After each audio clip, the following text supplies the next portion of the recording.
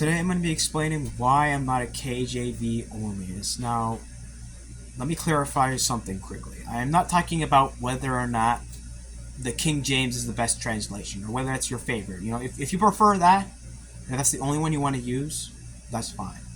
I'm going after the more extremist position where the King James Bible is being more enforced as the only version you're allowed to use, especially when it's made into a salvation issue. Like, oh, this person uses the ESV, he's not a Christian. Now, first off, what is my position? Where is my preserved Bible?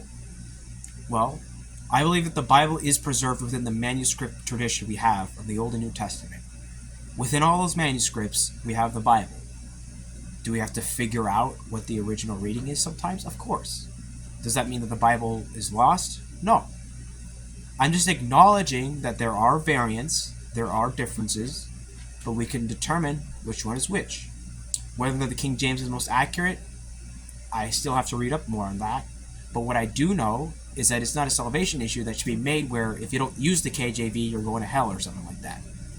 In fact, the King James Bible itself acknowledges variance. Psalm 8:2. It says that out of the mouth of babes you have ordained strength. However, when you see Jesus quoting it, he quotes it saying, you ordained praise. Because in context, he is being praised. So what's happening here? Is Jesus changing the Old Testament, as that a KJV onlyist actually told me once? No. He's just quoting a version that I personally think is the original version.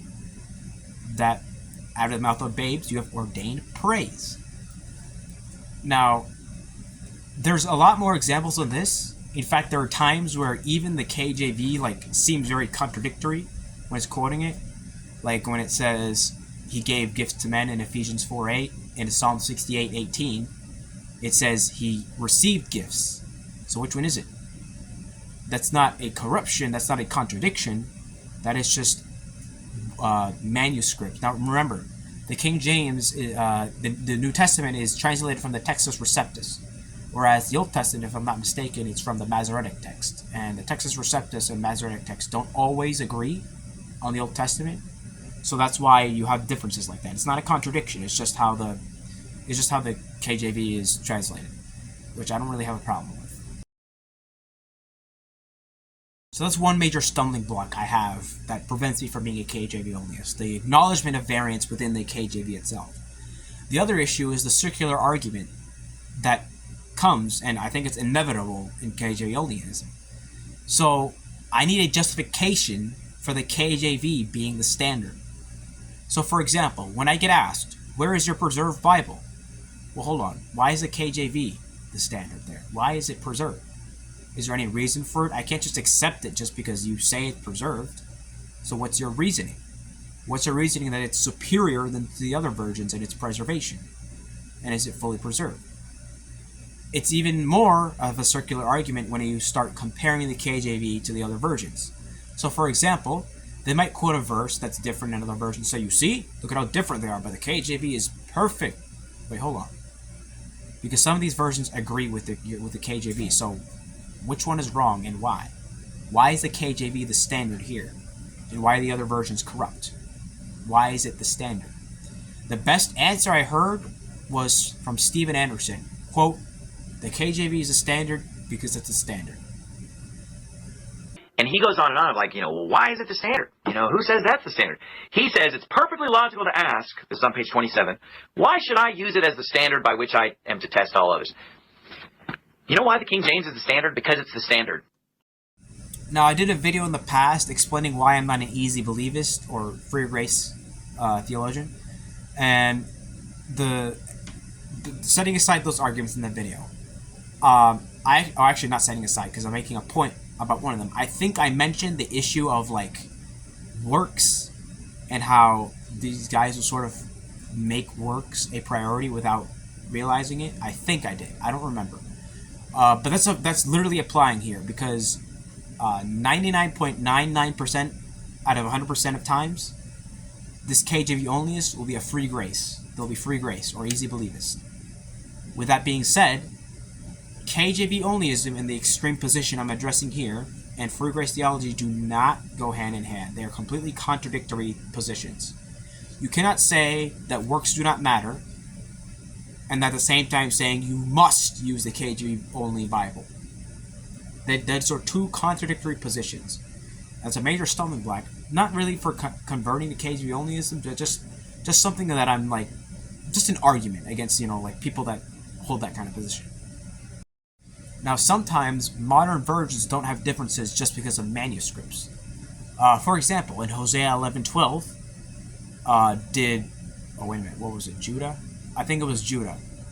Did Judah side with God, or was Judah against God? Some versions have it against God, but the KJV and some other versions have it with God. So which is it? Well, this issue is not with the manuscripts. The manuscripts are fine. So what's the issue? Are they corrupting the Bible intentionally? Well, no. So the issue is in this specific example, and there's other examples that might have different kinds of answers, but I'm just giving you this one as its own example. The issue is with the Hebrew.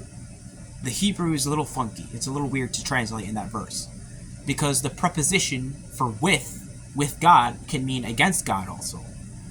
And with that being said, there's two ways you can kind of translate it, so it's a little weird. Now, that's not modern translations corrupting it. That's modern translations just translating it in a different way. Which one is accurate? I'm not entirely sure. I would have to look at the context a little more, look at cross-references, because just based off the Hebrew alone, it's a little weird to translate. But this isn't an intentional corruption. This is just translating the Hebrew in a way it could be translated. Another thing I want to address is the rejection of the manuscript entirely, which not everyone does this, but there's a big group of KJV onlyists that think that the Greek is irrelevant, and in fact that the KJV can correct the Greek and the Hebrew. Now, I'm not saying that you have to know Greek and Hebrew to know the Bible. I don't know Hebrew myself. All right, I don't. I want to teach myself it because I actually have a book here to teach myself Hebrew, and I got some Greek grammar books. Hold on, let me fix this. I have Greek grammar books, so I'll just show you a few of them. Make sure this stuff doesn't fall. So here, look, I have Greek grammar books that I haven't really looked at these yet. I have my own book that I have a teacher with. So this is a manual grammar of the Greek New Testament. I don't even know if that's proper. I don't even know if that's proper English grammar, but yeah. This isn't even Greek. Hold on, put that back. But this one is Essentials of New Testament Greek. So I got like stuff to learn this, but this is not necessary. This is just something I'm personally doing. I personally want to learn the original languages as best I can to help me study the Bible. That's optional. I actually have here, I don't use this one particularly, I usually use it online, but there are times when I would use this, Strong's Concordance.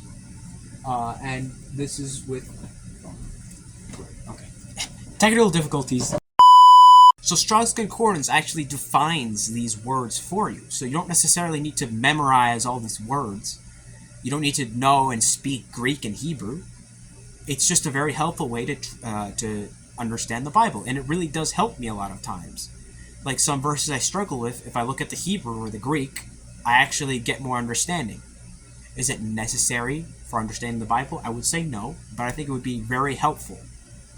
So, with that being said, throwing away the Greek throws away Greek and Hebrew throws away a very helpful way of understanding the Bible, and then parts of it in Aramaic too in the Old Testament. But anyway, the other thing is when they say, which I just mentioned, saying they can correct the Greek and the Hebrew. Now that is just completely absurd.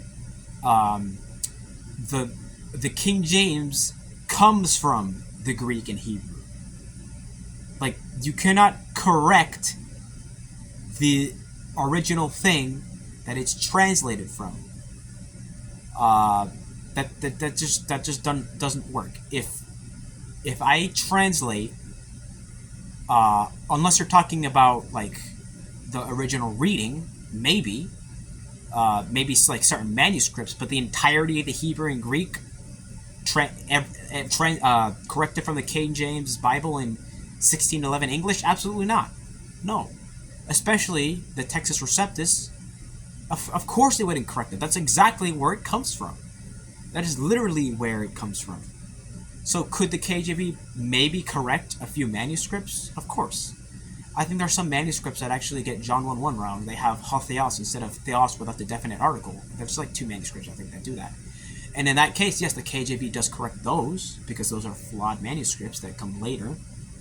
But, as a whole, does the KJV correct every Greek and every Hebrew ever? Every Latin, every Coptic, every Syriac? Of course not. That's absurd.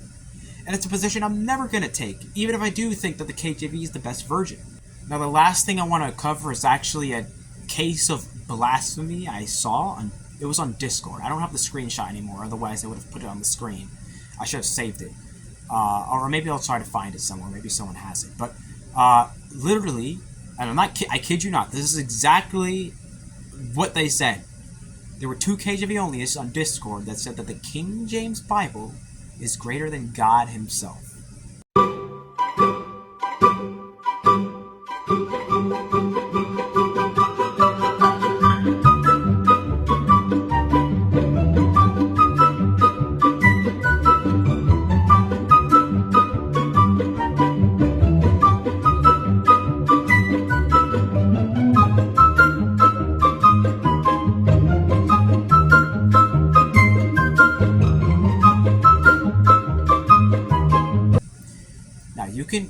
Honestly, I really don't care what your position is on the King James Bible. If you go so far as to say that this book, the King James Bible, is greater than God himself, anathema. Anathema. Let him be accursed. Anathema. Like, what else could I say? That's pure blasphemy. That's heresy. Of course not. Now, is God's work perfect and holy? Yes, of course. But is the Bible ontologically greater than God? Absolutely 100% no. No. That is ridiculous. I'm going to end it here. But these are like certain things.